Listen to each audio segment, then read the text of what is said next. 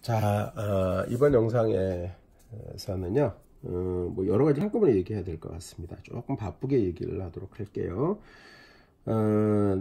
앞에서 보수라는 표현을 쓴다 그래서요, 결국 음수를 표현할 때, 그 컴퓨터 시스템에 음수를 저장하기 위한, 그러니까 이진수를 음수로 저장하기 위한 방법들이 한 3가지가 등장을 하게 돼요. 그래서 그 방법들 여러분들 이렇게 해서 살펴보셔야 하고요. 이제 실제 숫자 처리를 위한 이제 방법들에 보면은요, 이제 이런 얘기가 나와요. 고정 소수점 표현 방식 이런 게 나오고요. 그 다음에 부동 소수점 표현 방식 이런 게 나오거든요. 고정 소수점은 영어로 fixed 그래요. fixed point, 뭐 포인트는 소수점 얘기하는 거고요. 그 다음에 부동 소수점은요, floating point 이렇게 얘기를 해요. 교수님 학교 다닐 때요, 이거 되게 애매했어요. 이게 무슨 얘기냐면요, 소수점이 고정되어 있어요. 소수점이 부동, 안 움직여요. 이렇게 됐어요. 그래서 교수님 되게 이게 여기서도 시험 문제 같은 게 되게 많이 나오는데, 그걸 충분히 내용적으로는 알고 있음에도 불구하고 이 단어 때문에 무지하게 헷갈렸었는데요. 나중에 알게 됐습니다. 이러한 고민들, 이러한 용어들 때문에 우리가 애를 먹는 부분이 되게 많이 있는데요. 이게 우리 잘못이 아니고 역사적 아픔, 시대적 아픔이다 이렇게 보시면 돼요. 옛날에 최신 문물들은 일본을 통해서 우리나라에 전파되는 경우가 많았고요. 우리가 또 일제 압박을 받는 그런 세상을 지내다 보니까 거기서 벌어진 문제 중에 하나예요. 근데 이런 용어가 지금도 쓰여지고 있다고 하는 거죠. 유동이 얼마나 답답했으면, 교수님이 옛날에 대학 강단에 막 썼을 때 유동 소수점이라고 쓴 책도 있었어요. 그러니까 얼마나 그 저자분도 답답하셨으면 유동이라고 썼겠습니까? 유동하면 소점이 움직인다 이 뜻처럼 보이잖아요. 근데 이 부자가, 우리 한국 사람들은 부자를 만나면, 한자 부자를 만나면요, 아닐 부자를 먼저 생각합니다. 일단 아니다라고 생각해요. 근데 이 부자는 그런 부자가 아니고 플로팅, 떠서 흘러다닌다 라고 하는 뜻이고요. 한자로 뜰 부자가 있답니다. 흘러다닐 부라고도 하고요. 그러한 부자를 쓰고 있습니다. 선거철이 되면요, 부동표를 잡기 위해서, 선거철 때 부동표를 잡기 위해서 땡땡땡 의원이 땡땡땡 시장의 상인들을 만났습니다. 이런 얘기 나오잖아요. 그때도 정말 얘기해서 부동표를 잡기 위해서, 움직이지 않는 부동표를 왜 잡아? 가서 내가 악수한다고 그래서 그 사람이 나한테 돌아올 것도 아닌데, 이런 생각을 했었는데요. 그런 게 아니고 아직 마음을 정하지 못한 움직이는 그 표심을 잡기 위해서 아직도 이렇게 쓰고 있는 건데요. 이게 전산에 들어오면서 많은 사람들에게 혼란을 줬죠. 여러분들은 이 원어 단어들을 알고 계시는 게 좋을 것 같고요. 개념 설명하면 이렇습니다. 고정 소점 표현 방식은요, 자, 이런 비트가 있다고 할 때요, 소점이 여기 있다고 생각을 해요. 그러면 여기 있다고 생각해요. 뭐가요? 소수점이요. 그러면 어떤 표현이 되냐면 123을 이진수로 바꿔서 표현할 때 소점 여기 있다고 생각하고 123을 여기 집어넣는 거예요. 이진수로 바꿨다 하고요. 자, 근데 또 이런 경우도 있겠죠. 0.123 이런 경우도 있을 거예요. 그럼 그런 경우에는 어떻게 표현해요? 소점이 여기 있다고 생각하는 거죠. 여기 있다고. 그래서 123 이런 식으로 표현하게 되는, 이게 고정 소점 표현 방식입니다. 간단하죠?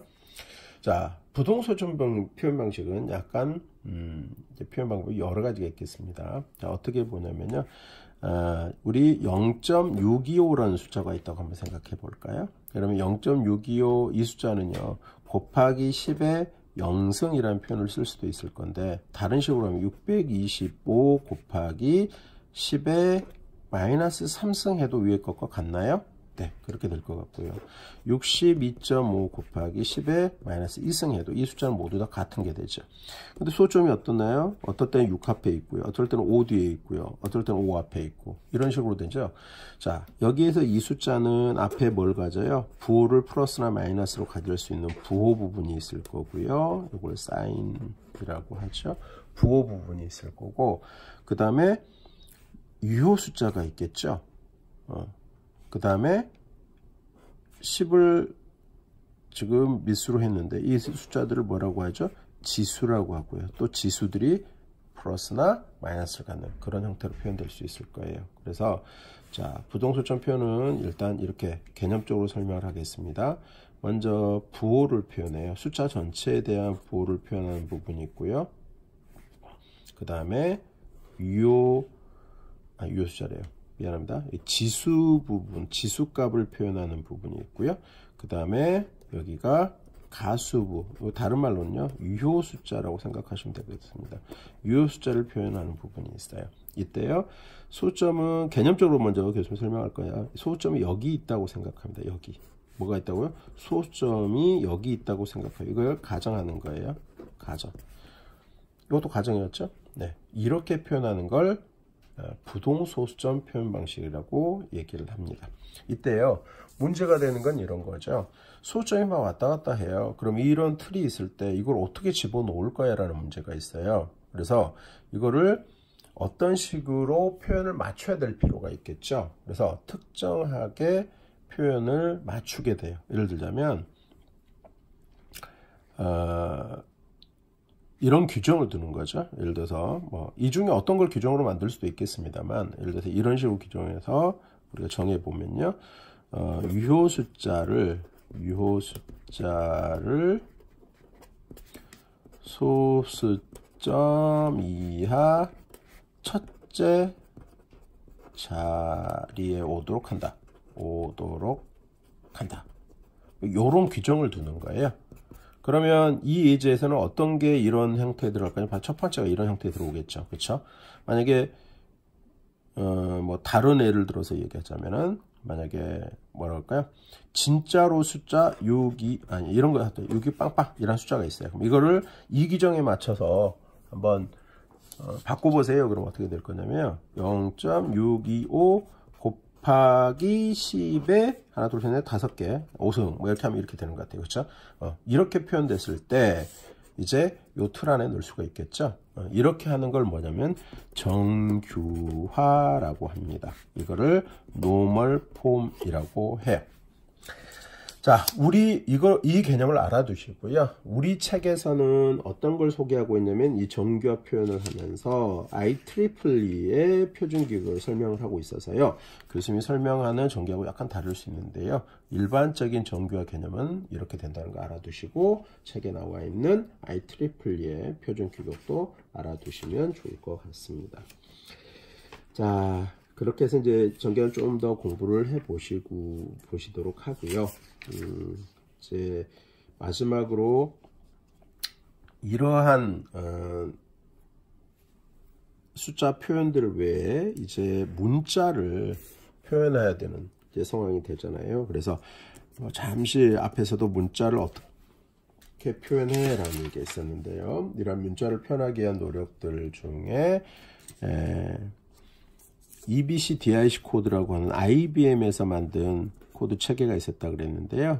실제 이거 이제 8비트로 이루어졌던 건데, 실제로 세보니까 영문 숫자 집어넣고, 그 다음에 영문자 숫자 집어넣고, 뭐 제어문자 집어넣어도 이렇게는 뭐 8비트까지 필요 없더라 라고 해서 만들어진 게 미국이 아메리칸 스탠다드 이렇게 가거든요. 그래서 이걸 꼭 기억해 두셔야 돼요. 7비트의 영문자들 다 영문자 숫자 이런 것들을 표현할 수 있더라라고 만든 규정, 아스키 코드라고 하는 게 있고요. 이 아스키 코드를 가지고 이제 미국 사람들을 쓰는데 문제가 없었겠지만, 추후에 뭐 한글, 한자, 일본어 이런 거 넣으려고 보니까 문자 체계가 너무 다른 거예요. 알파벳은 26자잖아요. 대소문자에도 52자인데.